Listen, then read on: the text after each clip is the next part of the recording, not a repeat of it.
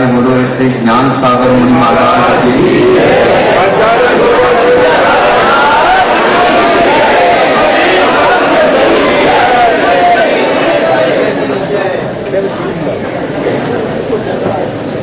सही बात तो यह है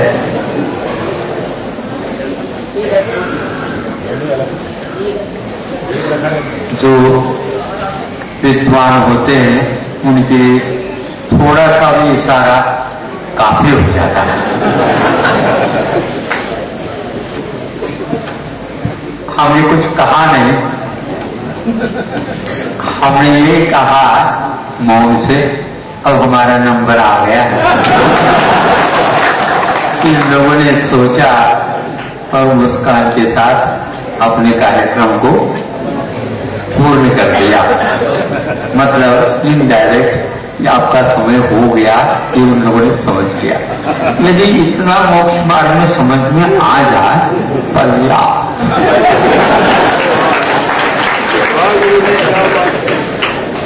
अब चले आज सत्य धर्म के बारे में।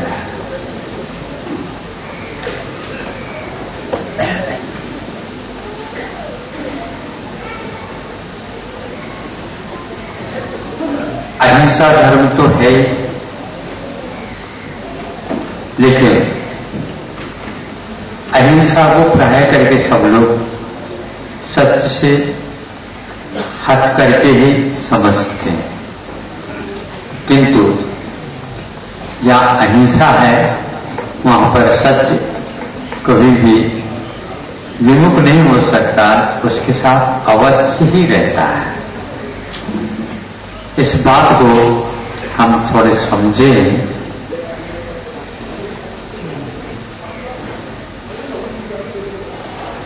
प्रतिदिन राज दरबार में आकर के बैठ जाते हैं राजा, मंत्री लोग मंत्री के अपने अपने स्थान पर बैठ जाते हैं, और जो भी सेठ साहूकार जो को भी बोलते हैं वो भी अपने अपने यथास्थान आसीन हो जाते हैं। और उस बीच में प्रतिदिन की भांति एक माली कहो या उस कार्य के लिए नियुक्त कोई व्यक्ति कहो, वो आकर के एक कमल उनके सामने रख देता है और अपनी उंगलियों के माध्यम से उन पापड़ियों को सहलाते हुए बीच बीच में उसके सुरभि का सेवन राजा करता है।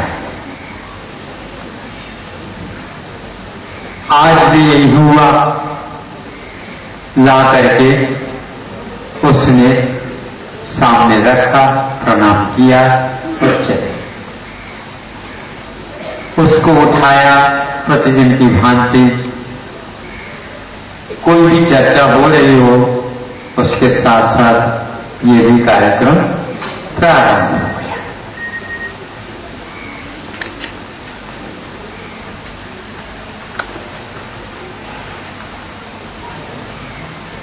कोई भी दृश्य होता है उसको हम अवलोकन करें, उससे हमें अवश्य पाठ मिलता है। आप स्वाध्याय करते हैं, तत्व चिंतन करते हैं, प्रवचन सुनते हैं और धार्मिक वातावरण में ऐसा समय व्यतीत होता चला जाता है। हम जब तक भी बैठें उठें, यह अवश्य सोचते रहना चाहिए कि वस्तु का परिणमन अनाहत रूप से होता रहता है। उसमें आदि और अंत का एक प्रकार से जोड़ना संबंध एक बाल बोला एकत्रित वाली बात चरितार्थ होती है। कब से ये प्रारंभ है इसको आप सोचना चाहें, सिर में दर्द होने लग जाता अपने आप। बुद्धि प्रतिभा कितनी भी क्यों न हो तीखी बढ़िया, किंतु वो भी थक जाती, क्योंकि और छोर कहीं भी मिलती। हम सीमित दायरे में ही सब काम करते रहते हैं, इसलिए ये क्रियाओं से हम ऊपर नहीं उठ पाते। हर क्रिया के द्वारा हमें उद्बोधन मिलता रहता है। समझे तब कोई भी गलत या अन्यथा परिणाम होता ही नहीं। निमित्त नैमित्तिक संबंध कुछ ऐसे रहते हैं, उसकी ओर दृष्टि जाती है तो ये इसका कार्य है, ये इसका कार्य है, ये इसका कार्य है, किंतु कार्य किसमें हो रहा है थोड़े से हम दृष्टि रखें निमित्त से हट करके, तो ज्ञात होता है कि वस्तु के पास ऐसा स्वभाव निश्चित है, और ऐसी स्थिति में उसका परिणाम उसी रूप में होता रहता है, उसकी परिणति उसी के अनुरूप ही होती रहती, अन्यथा कुछ भी नहीं होती। अन्यथा का अर्थ यह है जब निमित्त को हम विशेष रूप से जोड़ देते हैं तो ऐसा लगता है कि निमित्त के माध्यम से यह कार्य हो रहा है। नहीं, निमित्त, सहयोग, उपकार, उपकरण, ये कुछ ऐसे शब्द हैं, इसके साथ ओरिजिनलिटी कुछ और है। उपकार का अर्थ होता है क्री धातु से उपसर लगने से उपकार शब्द बनता है। यहां पर करने वाला कोई मेन अलग है और उसके साथ यह उपकार की बात आ जाती है। सहयोग का अर्थ भी ऐसा ही सिद्ध होता है, कोई योग निश्चित किया जा रहा है और उसके साथ साथ तीन साकम सहयोग हो जाता है। सहकार भी शब्द ऐसा ही कुछ बता रहा है। अब दूसरा एक और शब्द हम आपके सामने रख देते हैं, उपकरण। बहुत अच्छा शब्द है। निर्वृत्त उपकरणे द्रव्येन्द्रियम, इस प्रकार द्रव्येन्द्रियों के भेद दो बताते हुए उसके लिए निवृत्ति और उसमें जो सहयोग देने वाला उपकरण, यहां पर भी वही ध्वनि निकल रही है। करण कोई है और उसके साथ साथ उपकरण की व्यवस्था है। करण उसको बोलते हैं जो कार्य करने में साधक कम का काम करता रहता है, और उपकरण उसको बोलते हैं उसके कार्य जो करता रहता है उसमें सहयोग किया जाता है। योग और सहयोग यह हमेशा हमेशा चलता रहता है, लेकिन सहयोग तब महत्वपूर्ण माना जाता है जब उसके साथ योग भी रहता है। हमें यह समझना है कि स्वाध्याय का एक सही मायना यही निकलता है, करते जा रहे हैं, इतनी करने की भी कोई आवश्यकता नहीं। महाराज समय फिर कैसे हो, ये बात अलग है। समय को पास करने के लिए भी बहुत करते हैं, कोई बाधा नहीं, अथवा मन को लगाने के अपेक्षा से करते हैं, विषयों से बचने की अपेक्षा से बहुत ठीक है। लेकिन ये वह समय आ जाता है कि ज्ञानी हमें अब कुछ करना नहीं रहा है, क्योंकि अध्यात्म ग्रंथों को जब देखते हैं तो करने का हमेशा हमेशा निषेध ही किया जाता है। करना तब वैमानिक हो जाता है जब हमारा मन कहीं भटक न जाए। जब भयानक जंगलों में मुनि महाराज रहते, श्रमण रहते हैं और ऐसे ऐसे चातुर्मास वगैरह स्थापना कर जाते हैं, चातुर्मास स्थापना के समय पर संकल्प लिया जाता है हम जब तक निष्ठापन नहीं होगा तब तक के लिए आग के लिए उठेंगे नहीं। ऐसे भी महाराज साधक रहते हैं। अब आप ही बता दो, तो आग के लिए नहीं उठे तो पीछे और कमल किस काम के रहे? बाकी तो बहुत दूरी की बात है। फिर क्या करते होंगे वो ही जाने। हम इतना ही कहना चाहते हैं, उपकरण तब काम में आता है जब प्रवृत्ति हम करें। तो स्वाध्याय में प्राय करके प्रवृत्ति ही रहती है। अच्छे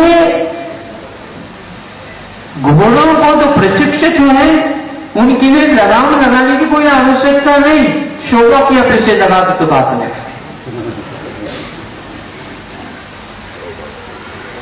वो प्रशिक्षित रहते हैं। जो उसके ऊपर सवार हो जाता है उसको किस ढंग से मंजिल तक पहुंचा देना, ये उसका अपना कार्य और ड्यूटी रहती है, वो सब जानता है और उसका निर्वाह अपने आप होता रहता है। उपकरण का अर्थ यह है, जैसे उपनयन कहा जाता है। उपनयन का अर्थ चश्मा होता है और नयन का अर्थ क्या होता है? आंख। आंख है, काम करती है, कुछ सहयोग की अपेक्षा रखती है, तो वहां पर उपनयन लगाया जाता है। अब कोई डॉक्टर ये कह दे तो सोते समय में भी लगाओ, समाज में हमें नहीं आता,